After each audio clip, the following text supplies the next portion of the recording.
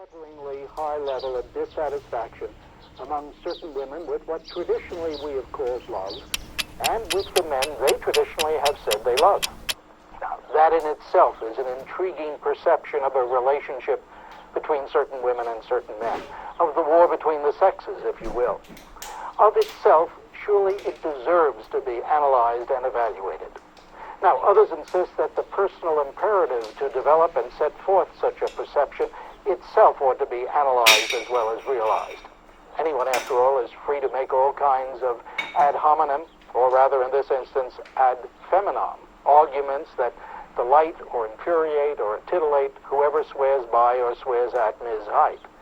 And, of course, those who do take harsh exception to the fact that Women in Love is called a report, the new Hite report to read from the book's cover jacket, simply the Hite report to read from its title page, well, they can argue till the cows come home about Ms. Hite's statistical basis or bias.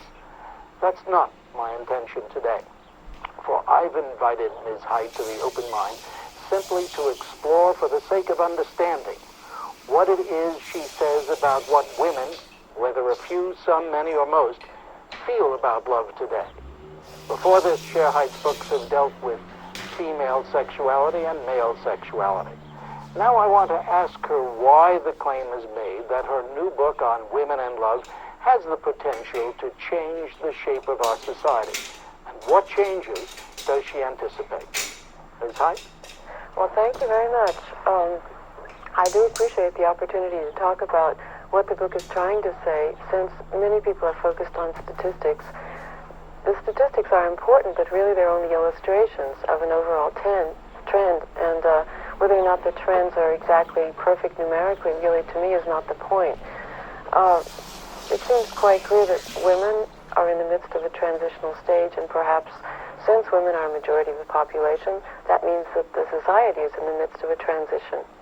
When you say revolution, a cultural revolution, and I was delighted as a fellow student of history that when you begin the book, you quote from J.H. Plum, perhaps the greatest problem which any historian has to tackle is neither the cataclysm of violent revolution nor the decay of empire, but the process by which ideas become social attitudes. And I gather you're talking about that transformation. Exactly right.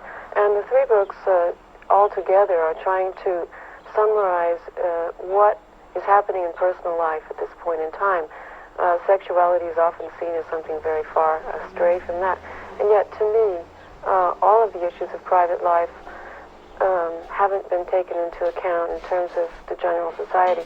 In other words, the home has been a sort of private enclave in which values could be different than those in the larger society.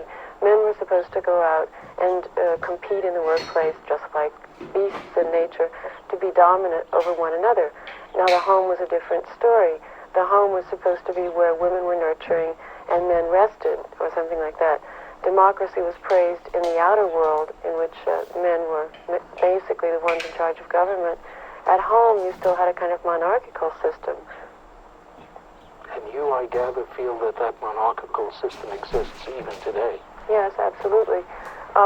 I think one reason that the women's movement during the 20th century has come and gone in waves, and people have questioned, well, why does it come in cycles, is because the problems in personal life, or the definitions of the home, haven't changed. And so we keep coming back because of psychological pressures to the same kinds of definitions of each other. And until psychological issues are more clarified, I don't think we can make much progress. But has there been no change? Because I wanted to ask what you thought of Gloria Steinem's observation. Women are still giving more than they get. But I think it's getting better. We are in the middle of a revolution, and it's moving in the direction we want.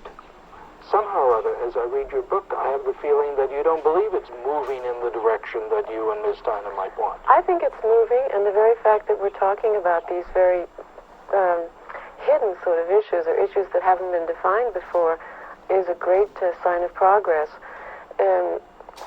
We've been in what maybe Peter Gay would have considered the Freudian century. Freud, of course, had used a sample of three upper-class Viennese women to talk about what female psychology might be.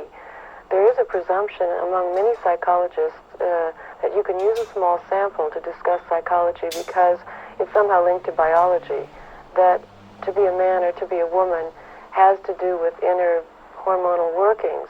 And yet, if there is so much pressure on men and women to behave in certain ways, which they learn from the very beginning, how men and women are held as babies differs, then you cannot say that it's biological.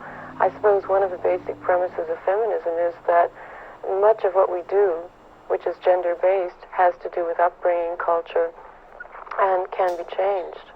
What kinds of changes do you want to see take place?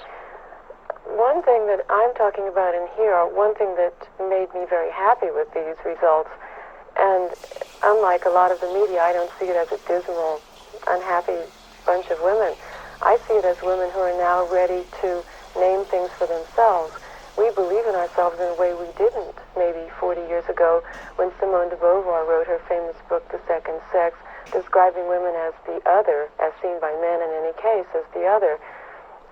I think we're just coming out of that feeling that we are the other, that we don't have the right to define society.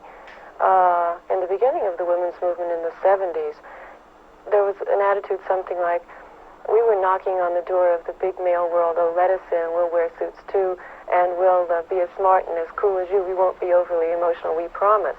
And I think we've gone through that stage, and although we never became president yet, we have shown that we can do whatever it is that needs to be done, PMS aside, and silly things like that. So now, I think, however, women have felt, but wait a minute, we're kind of throwing out the baby with the bathwater. There is more to life than going out and competing in the job place. There's also been a presumption that women were the brainwashed group, and if we weren't brought up the way we are, then psychologically we would be like men have been.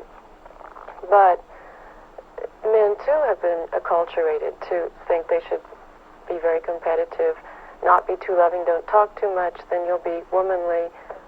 Women can wear skirts and pants, but men can't wear skirts. They can only wear pants because that would be a step down.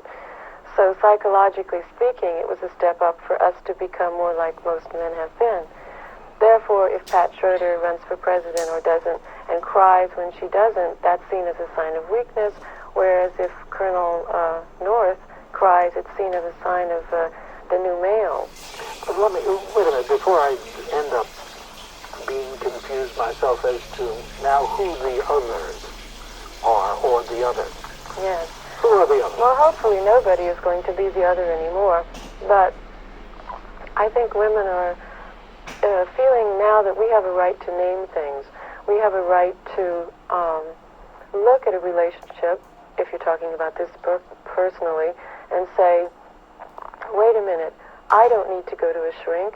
I mean, it might be nice to go to a counselor, but I am not crazy in what I'm saying about this relationship. If I want more, it doesn't mean my expectations are too high. It means men could learn from women some of the values of nurturing emotional support. Women in friendships with each other have been giving this kind of non-competitive listening.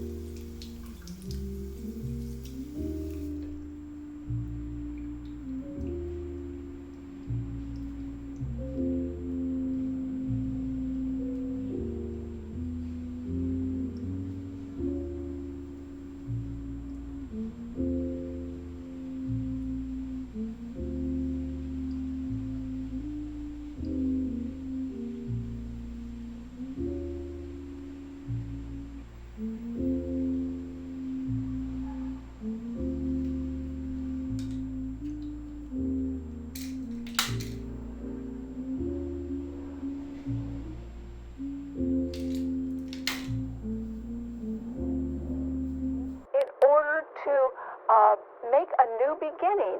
And, it could be a new beginning that involves someone or something that you really love. And you may have to say goodbye to something else in order to make room for a new beginning in your life. And that is very well aspected. However, in the meantime, there could be some mixed messages because Mercury, along with the Sun, is in Aquarius. And Mercury rules communications, and it too is opposing the full moon lunar eclipse. But even with mixed messages, it simply means that, okay, some things will just have to be straightened out a little bit, but they can still work, which would be great. And believe me, a new beginning is certainly going to get underway. And that is because there are 5 planets in the dynamic.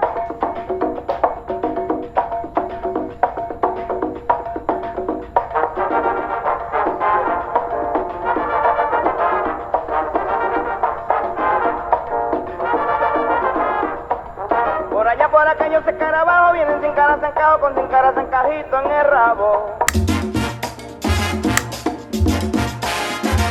Por aquellos escarabajos vienen sin cara zancajo, con sin cara zancajito en el rabo.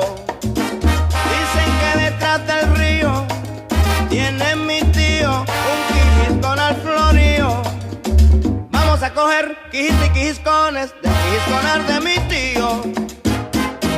A que tú me tiras a mí las cajas y yo te tiro los cajones.